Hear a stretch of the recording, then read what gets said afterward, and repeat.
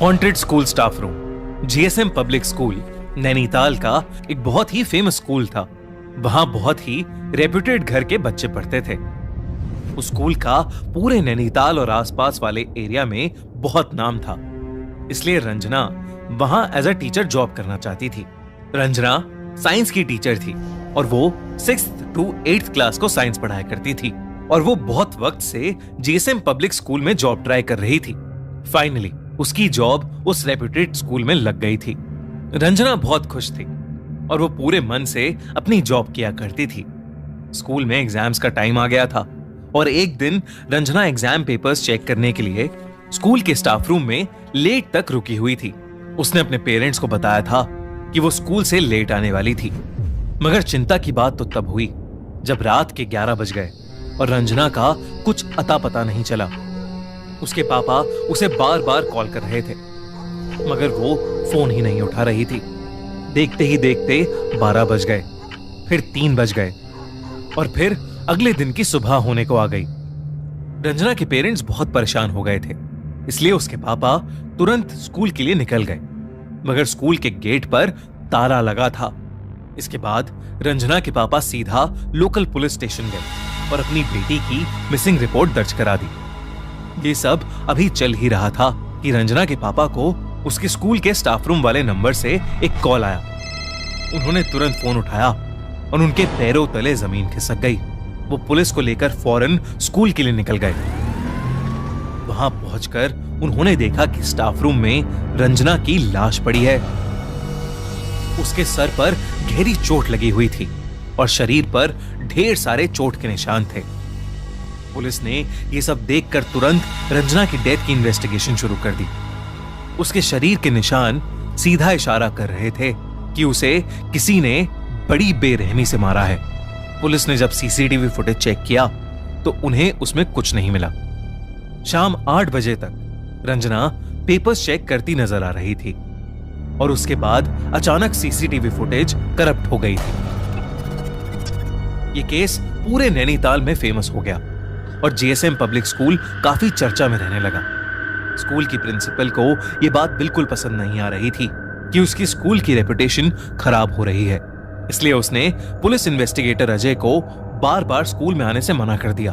अजय ने केस के बारे में खूब इन्वेस्टिगेट किया, मगर उसे कुछ समझ ही नहीं आ रहा था कि आखिर रंजना का मर्डर हुआ कैसे और क्यों।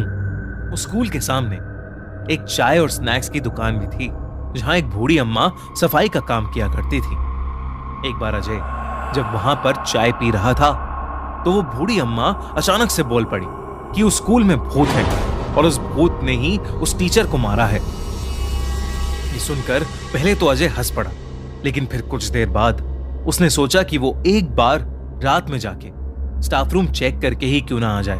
इसलिए एक शाम स्कूल बंद होने के बाद अजय गार्ड से स्कूल खुलवाकर चुपचाप स्टाफ रूम में इन्वेस्टिगेट करने चला गया। स्टाफ रूम में जाते ही उसको कुछ अजीब सा महसूस होने लगा। अचानक ही स्टाफ रूम का टेम्परेचर ठंडा पड़ गया था। अजय ने स्टाफ रूम को अंदर से बंद किया और फिर इन्वेस्टिगेट करने लगा। उसने रंजना का लॉकर खोला और डॉक्यूमेंट्स देखने लगा। तभी स्टाफ रूम की सारी लाइट्स फ्लिकर करने लगी। अजय ने ट्यूबलाइट थोड़ी घुमाई ताकि लाइट फ्लिकर होनी बंद हो जाए और वो जलबुझ बंद भी हो गई। इन सब पे ध्यान न देता हुआ अजय दोबारा अपना काम करने लगा कि तभी रूम में लगी ट्यूबलाइट ब्लास्ट हो गई और पूरे स्टाफ रूम में अंधेरा छा गया। अजय ने इस बात को ज्यादा सीरियसली नहीं लिया और सभी पेपर्स उठाकर रूम से बाहर जाने लगा, मगर स्टाफ रूम का दरवाजा अब खुल ही नहीं रहा था।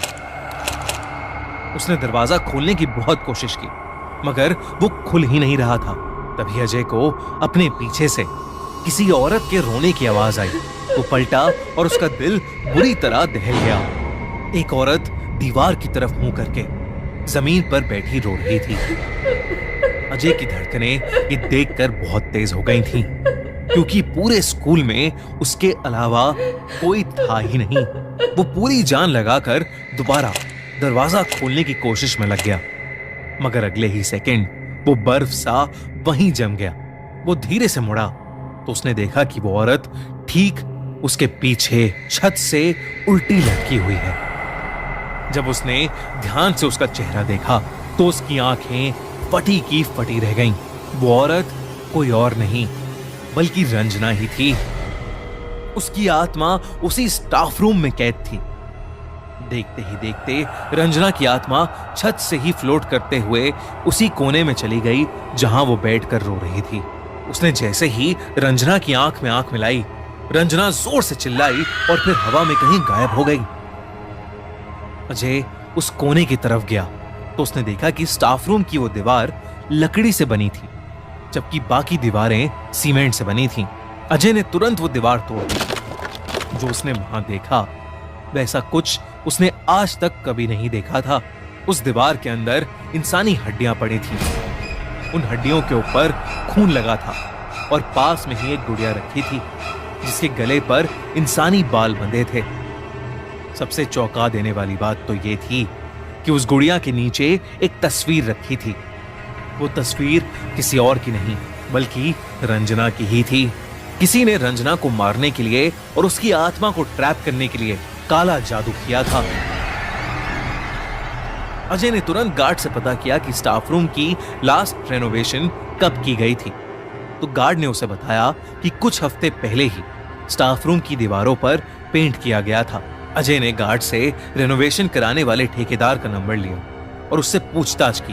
पूछताछ में पता चला कि रेनोवेशन का ऑर्डर तो प्रिंसिपल ने दिया था, मगर जीएसएम पब्लिक स्कूल के साइंस टीचर अनेक घोष काम के बीच में बहुत बार स्टाफ रूम में आया करते थे। एक दिन वो ही प्रिंसिपल से साइन डॉक्यूमेंट लाए जिसमें लिखा था कि स्टाफ रूम की एक दीवार को लकड़ी का बनाया जाए। इंस्पेक्टर अजय ने तुरंत अनीक को अरेस्ट कर लिया। शुरू में तो अनीक ने कुछ नहीं बोला, मगर सख्ती करने पर उसने अजय को सब कुछ सच बता दिया। धीरे धीरे अनीक रंजना को पसंद करने लगा था, मगर रंजना को उसमें कोई इंटरेस्ट नहीं था। धीरे धीरे अनीक की फीलिंग्स उसके सर पर चढ़ने लगी थीं और वो रंजना के पीछे हाथ धोकर पड़ गया था। एक दिन जब उसने देखा कि रंजना किसी दूसरे लड़के से हंस खेल कर बात कर रही है तो अनीक गुस्से से पागल हो गया। जिस दिन रंजना स्कूल में देर तक रुकी थी, उस दिन छुट्टी के बाद अनीक भी स्कूल में छुपा बैठा था। वो स्टाफ रूम में गया और रंजना से जबरदस्ती करने लगा। रंजना ने अपने बचाव में अनीक को धक्का मारा, मगर अनीक को बहुत तेज गुस्सा आ गया और उसने रंजना का सर टेबल के कोने पर दे मारा। रंजना की वहीं मौत हो गई। इसके बाद अनीक ने उस लकड़ी की दीवार के पीछे कुछ काला जादू करने का सामान छुपा दिया ताकि वो रंजना की आत्मा को वहीं ट्रैप कर सके और जब भी उसका मन चाहे वो उसे जाकर देख सके। अनीक की बड़ी बहन काला जादू करना जानती थी और अनीक ने उसी से ये सब करना सीखा था। अनीक के खिलाफ एक सॉलिड केस बनाया गया और कोर्ट द्वारा उसे उम्र कैद की सजा सुनाई गई। जीएसएम पब्लिक स्कूल के उस स्टाफ रूम को हमेशा के लिए बंद कर दिया गया, मगर आज भी कई स्टूडेंट्स और टीचर्स ये दावा करते हैं कि उस स्टाफ रूम से आज भी किसी औरत के रोने की आवाज आती है। आपको क्या लगता है, क्या रंजना की आत्मा अभी तक उस स्टाफ रूम में कैद है?